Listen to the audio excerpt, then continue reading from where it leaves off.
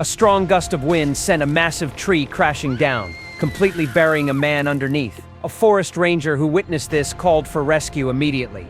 When the firefighters arrived at the scene, they couldn't believe what they were seeing. The ranger explained that after storms, some large trees fall over, but the root system underground can use tension to pull the tree back upright. In simple terms, a fallen tree is like a giant slingshot. At that moment, a girl was frantically digging through the dirt because she could clearly hear her brother calling for help. The firefighters quickly took control of the scene. First, they brought shovels and started digging a hole nearby. Then they threw ropes over the tree. They needed to establish an anchor point and use leverage to pull the tree back to its original position. Through the hole they dug, they managed to remove the man's shoes and checked his pulse at his feet. It was extremely weak. The pressure from the tree was severely restricting his breathing, so they immediately started an IV with saline solution. Then they used clothing to shield him from the dirt, making sure he could breathe clearly. Once everything was ready, they brought out a chainsaw and cut through all the roots connected to the ground. The other firefighters got the signal and started pulling the ropes. With everyone working together, the base of the tree roots slowly began to lift. The next second, the tree came crashing down again.